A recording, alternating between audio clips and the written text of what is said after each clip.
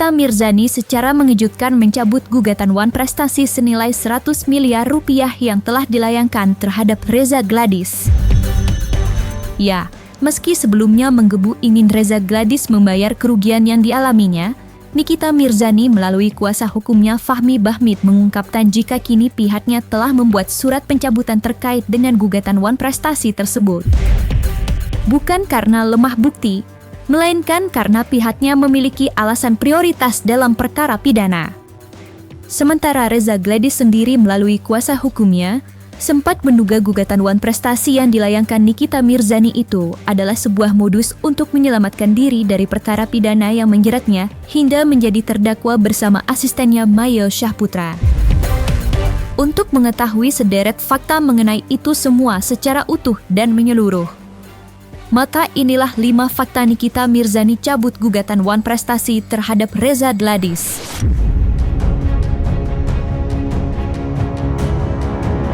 Jelang sidang perdata gugatan Wan Prestasi terhadap Reza Gladys yang akan digelar pada 21 Juli 2025 di Pengadilan Negeri Jakarta Selatan, Nikita Mirzani mendadak mengumumkan jika pihaknya akan mencabut gugatan Wan Prestasi yang bernilai 100 miliar rupiah tersebut. Ya, tentu saja kabar tersebut cukup mendadak dan mengejutkan publik. Kan memang benar kemarin saya membuat surat pencabutan. Ya, surat pencabutan terkait dengan adanya gugatan Wan Prestasi yang kami sampaikan ke Pengadilan Negeri Jakarta Selatan dan suratnya sudah diterima. Di situ secara resmi akan saya sampaikan tentang pencabutan. Semua surat pencabutan dalam bentuk soft copy-nya saya sudah serahkan kepada kuasa hukum tergugat dan para turut tergugat. Insya Allah sidang untuk sidangnya itu hari Senin. Sidangnya hari Senin tanggal 21. Di sisi lain, Reza Gladys melalui kuasa hukumnya sempat menduga gugatan Wan Prestasi yang dilayangkan Nikita Mirzani itu memang hanya sebuah modus untuk menyelamatkan diri dari perkara pidana yang menjeratnya. Sebenarnya tujuan utama ada pihak penggugat untuk menggugat Wan Prestasi ini, sehingga kami mengakui keberadaan kesepakatan itu. Padahal tidak ada sepakat. Jadi memang Wan Prestasi ini kami bilang halusinasi. Makanya modus dan halusinasi, itunya sebenarnya. Mau menyelamatkan diri aja modus. Sekali lagi.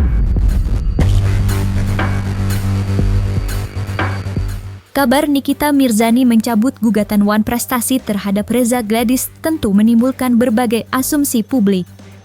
Termasuk dugaan Nikita Mirzani lemah bukti sehingga memutuskan untuk mencabut gugatannya. Namun dalam kesempatan ini, Fahmi Bahmid kuasa hukum Nikita Mirzani membantah tudingan tersebut. Ya, menurutnya Nikita Mirzani memiliki alasan lain, di mana ia memiliki skala prioritas lain yakni perkara pidana yang saat ini tengah menjeratnya. Dan dia berharap memang harus ada skala prioritas dan skala prioritas kita adalah ke perkara pidananya. Perkara pidana dan perdata ada dua hal yang berbeda. Perkara perdata itu terkait dengan kebenaran formil, di mana hakimnya bersifat pasif. Perkara pidana kebenaran material, di mana hakimnya bersifat aktif.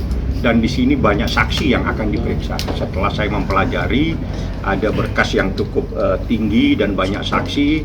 Kita perlu konsentrasi dan kita fokus kepada sini. Karena apa? Yang pidana ini terkait dengan adanya individu yang bernama Nikita Mirzani dan Ismail Marzuki. Sedangkan terkait dengan perdata itu terkait dengan harta benda. Jadi hal yang berbeda, maka kita prioritas kepada pribadinya yang perlu kita lakukan konsentrasi untuk melakukan pembelaan. Sementara, Nikita Mirzani diketahui juga sempat menantang Reza Gladys untuk berhadapan langsung dalam sidang perkara pidana kasus pemerasan. Pidana dia harus hadir. Ya nanti kalian lihatlah, kan bisa ditonton secara umum. Iya loh, padahal pengen ngasih lihat ke kalian loh. Dan ultimatum Nikita Mirzani itu juga diketahui telah dijawab dengan lantang dan berani oleh pihak Reza Gladys. Di mana Reza Gladys menyatakan tidak takut menghadapi Nikita Mirzani. Ya, Dr. Reza Gladys tidak menghadiri mediasi karena tidak cukup mental untuk menghadapi. Oh enggak, kalau masalah itu sama kami nggak ada masalah. Dokter Reza kok mau datang tadi, kalau kami paksa datang pasti datang. Tapi waktunya mepet, tapi nggak ada yang perlu masalahkan. Nanti waktu pemeriksaan saksi korban itu datang, pasti datang. Pasti datang waktu saksi korban pasti datang. Lagi pula apa sih yang ditakutin? Emang ada harimau lepas di sini apa singa? Makanya dia takut. Sama siapa dia takut? Coba kalau ditanya, takut sama siapa? Kecuali sini ada harimau atau singa dilepas, ya mungkin takut. Ini kan biasa, paling juga ketemu media begini, masa takut sih ketemu media? Hal yang biasa kan? Nggak ada yang menakutkan di sini. Apa teman-teman media ini menakutkan semua, Pak? Makanya dibilang takut? Enggak kan ya? Baik-baik semua kan teman media ya? Iya, betul. Nikita Mirzani diduga diam-diam merancang strategi baru usai mencabut gugatan Wan Prestasi terhadap Reza Gladys. Namun, sayangnya Fahmi Bahmid, kuasa hukum Nikita Mirzani, belum secara gamblang mengungkapkan strategi mereka untuk tetap melawan Reza Gladys yang telah membuat Nikita Mirzani mendekam di penjara buntut kasus pemerasan. Besok akan terus dilanjutkan, Bang, setelah pidana itu menjadi rahasia. Ya udah, itu urusan nanti strategi yang lainnya. Yang jelas surat saya sudah nyampe kemarin dan sudah diterima di bagian kepanitraan. Ini strategi, Pak. Anda tidak bisa mencoba bertanya tentang strategi seorang advokat. Kalau pidananya selesai akan Itu nanti akan saya jawab setelah proses berlangsung. komentar mereka. Tidak ada. Ini urusan strategis. Yang tahu strategi itu adalah orang yang mengajukan gugatan. Jadi di saat kita mendapatkan dua pilihan, kan bersamaan nih sidangnya. Ada sidang perdata dan ada sidang pidana. Nah, di sini kalau kita dua-duanya kita jalankan, kita khawatir kita tidak bisa konsentrasi di satu hal yang paling penting, itu adalah perkara pidana. Oleh karena itu harus ada yang kita dahulukan. Yang kita dahulukan adalah perkara pidananya. Makanya perkara gugatan Wan Prestasi kita jawab. Terlepas dari gugatan Wan Prestasi, Nikita Mirzani diketahui akan menjalani sidang putusan selaya akan digelar di Pengadilan Negeri Jakarta Selatan pada 17 Juli 2025 mendatang.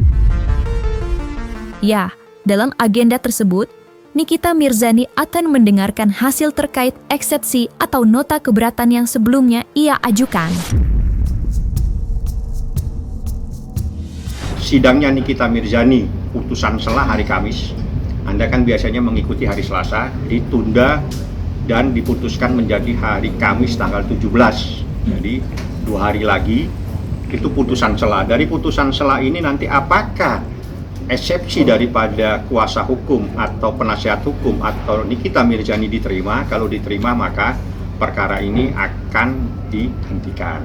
Kalau tidak diterima, perkara lanjut, disitulah nanti akan berproses, di mana para saksi semua akan dipanggil. Disinilah perlunya kita konsentrasi penuh untuk melakukan pembelaan kepada terdakwa, karena perkara pidana itu adalah dalam rangka mencari dan menemukan kebenaran material.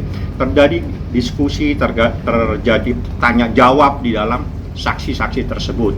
Nah, ini kan kita juga harus banyak berdiskusi nanti, berdialog kepada para terdakwa terkait dengan ini saksi, memberikan keterangan bagaimana. Kita kan sudah dikasih berkas sama jaksa yang cukup tebal juga, cukup tinggi. Nanti kita akan diskusikan dengan para terdakwa. Terus ya semoga setiap Niki sholat juga Niki selalu mendoakan para jaksa-jaksa ibu-ibu yang cantik, yang selalu pakai masker, yang menutupi kecantikannya mungkin. Semoga selalu diberikan umur yang panjang dan selalu sehat. Setahu aku, jaksa, polisi atau apapun itu, mereka punya jabatan pasti di bawah sumpah. Semoga semuanya amanah, jalannya lurus, menegakkan keadilan sesuai sama yang tadi dibilang sama jaksa-jaksanya. Jadi ya itu aja sih.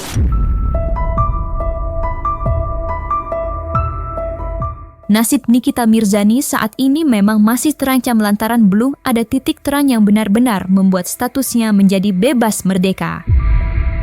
Ya, nasib Nikita Mirzani tampaknya ditentukan dari hasil sidang putusan SELA mendatang. Di mana kalau eksepsi Nikita Mirzani diterima maka ia akan dibebaskan, sementara jika eksepsi tersebut ditolak maka perkara akan tetap dilanjut dan nasib Nikita Mirzani akan semakin diambang jerat pidana.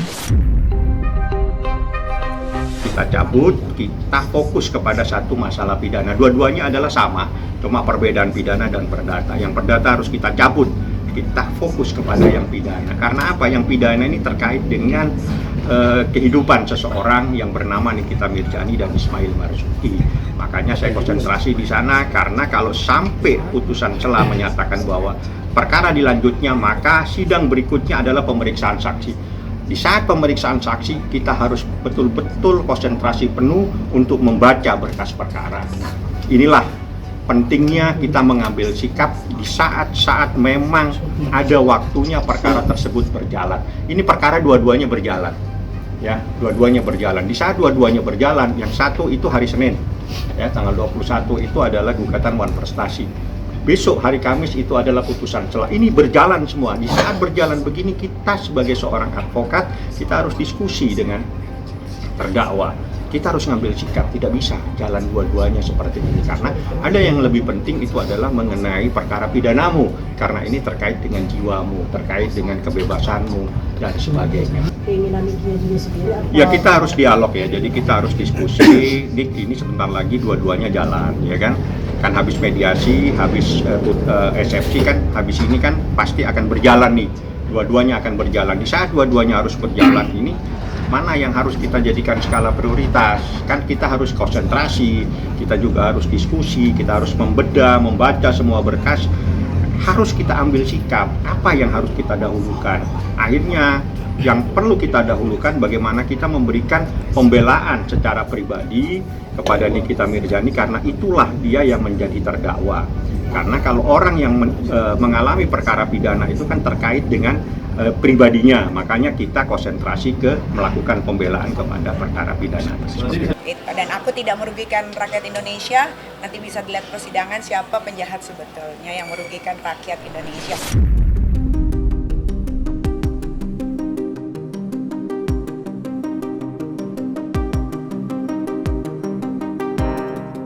Nah, selesai sudah Cumi Lovers. Jangan lupa untuk like, subscribe, dan juga share channel YouTube Cumi Cumi.